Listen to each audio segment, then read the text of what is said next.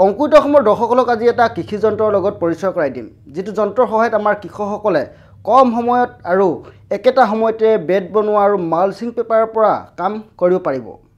স্ক্ৰীনত আমাৰ দৰ্শকসকলে দেখিছে মালচিঙৰ সৈতে কিছুমান ব্ৰেড, এই মালচিং আৰু পেপাৰ পাৰি দিয়া বেড বনোৱা কামবোৰ কৰিছে এই মেচিনটোৱে। এই মেচিনটো সন্দৰ্ভত অসম কৃষি বিশ্ববিদ্যালয়ৰ কৃষি বিশেষজ্ঞ সঞ্জয় শৰ্মাই কিছু বক্তব্য আগবঢ়াইছে, সেয়া আমাৰ দৰ্শকসকললৈ আগবঢ়ালোঁ। এইটো মাল্চ লেয়িং মেচিন, তাৰমানে ই ভেটি বনোৱাৰ লগত এই পলিথিনটো, যিটো পলিথিন আমি মাল্চিং পেপাৰটো যিটো কওঁ, এই প্লাষ্টিক পেপাৰটো ধুনীয়াকৈ পাৰি দিয়ে। নাই লগতে ই একেবাৰে 6টা কাম একেলগতে কৰে, কম্বো প্ৰজেক্ট।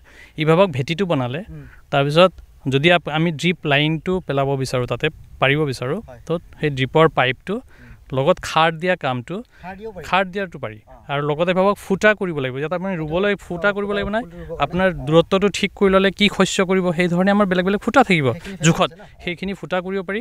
আৰু তাৰপিছত মাল্চটো কভাৰ কৰি ছাইডৰ পৰা মাটিটো জাপি যাব লাগিব নাই, দুই পিনে মাল্চৰ ভেটিটো বনোৱাৰ পিছত সেইখিনি কাম একেলগে কৰিব পাৰে।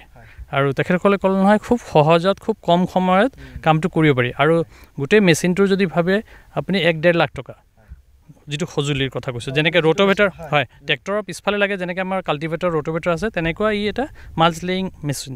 ভাবক সেই গোটেই দামটো হাৰ্ডলি 1 লাখ টকা হ'ব। 1 লাখ টকা হয়, এবাৰ কিনিলেতো বহুত দিন চলিব। ভাবক 100 মিটাৰৰ এটা ভেটি বনাবলৈ, মাল্চ পাৰিবলৈ যিটো সময় লাগিছিলে, তেখেতৰ 2টা লেবাৰৰ প্ৰায় দিনটো লাগে। এতিয়া আমাৰ ইয়াত প্ৰায় 5 মিনিটত গোটেই কামটো মানে হৈ গৈছিলে। তো ভাবক তেনেকৈ সময়টো বাচিলে আৰু আমাৰ পইচাখিনিও ৰাহি হ'ল। তো তেনেকৈ 2 লাখ টকা নিশ্চয় তেওঁলোকৰ বাচিব, 50 বিঘা খেতি কৰিছে।